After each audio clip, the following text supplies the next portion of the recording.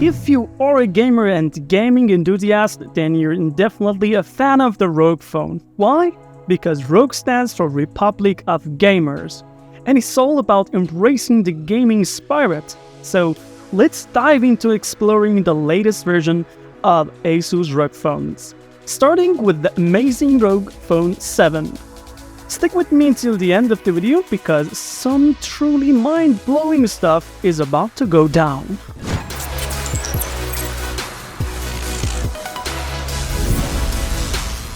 Hey there, awesome mobile guys! Welcome to the super cool world of mobile focus.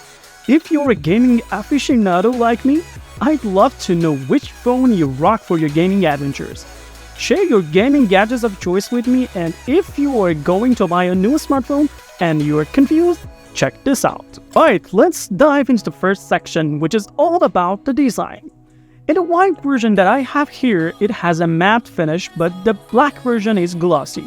And I must say, the matte white color is truly more beautiful. On the back of the phone, we can see the camera setup arranged in a row. And there's this distinctive trapezoidal shape that follows the design language of ROG. Around the main camera, there is a blue-colored ring with slight protrusion, but it's not too bothersome.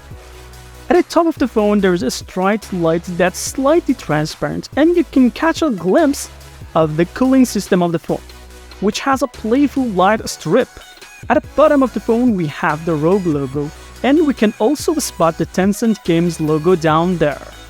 Now, let's move on to the side of the phone, which are made of aluminium and look absolutely sleek. At the bottom, there's a USB Type-C port and a 3.5mm headphone jack, which is fantastic for gamers. On the right edge of the phone, we have the power button and the volume buttons. The power button is phosphorescent blue, and in the black version of the phone, this button has a red color.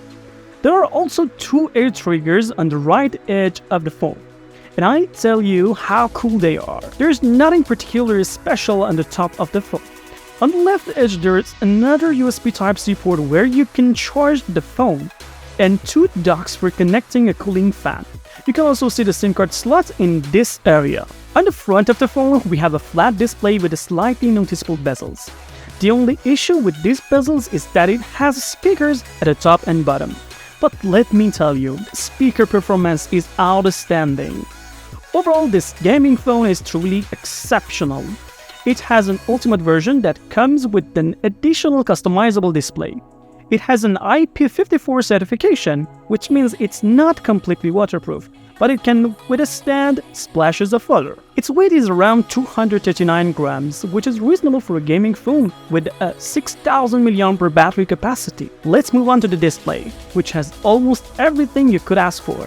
It has HDR10 Plus support, boasts a billion colors, and a refresh rate of 165 Hz. With a brightness of around 1500 nits, it offers a truly captivating and extraordinary gaming experience in a closed environment. However, under direct sunlight, it might bother you a bit.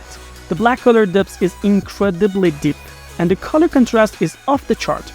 Don't be fooled by the 165 Hz refresh rate hype, as only a few games support anything higher than 60 Hz, with PUBG being one of them, but even PUBG runs at 90 Hz. So, until games start supporting higher refresh rate, it's better to set the device refresh rate to 120 or 144 Hz to conserve battery and enjoy the longer gaming sessions. Speaking of the battery, let's move on to the battery section. The phone packs a 6000 mAh battery and comes with a 65 watt adapter, and thankfully, just like many flagships, the charging adapter is not excluded from the phone's box.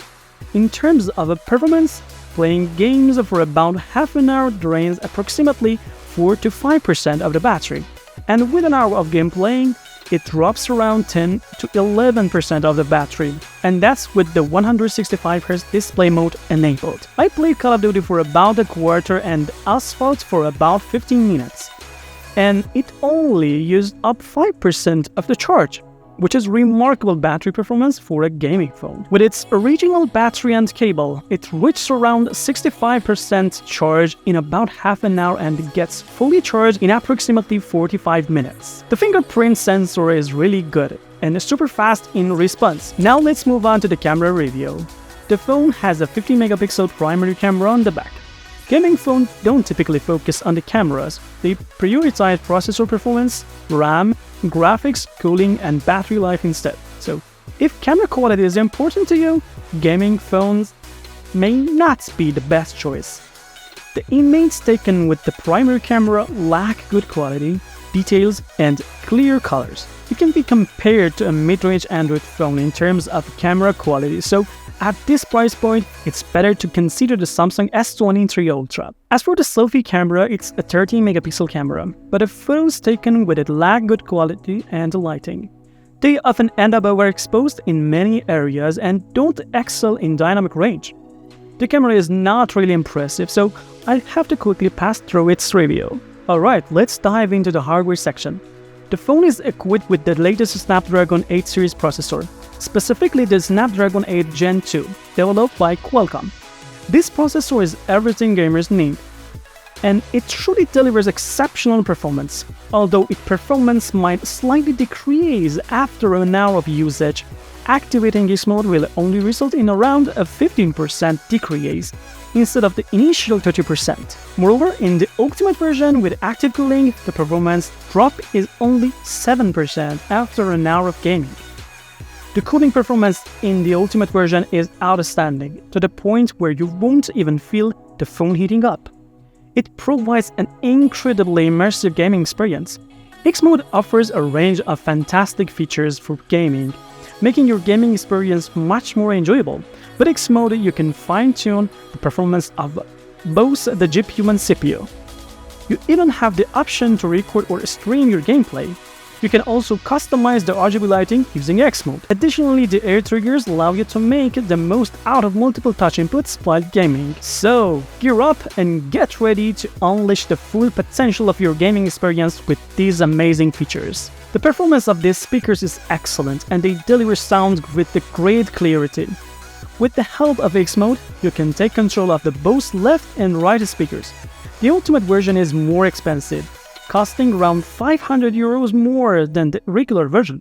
The difference lies in the display and the presence of a cooling fan in the ultimate version.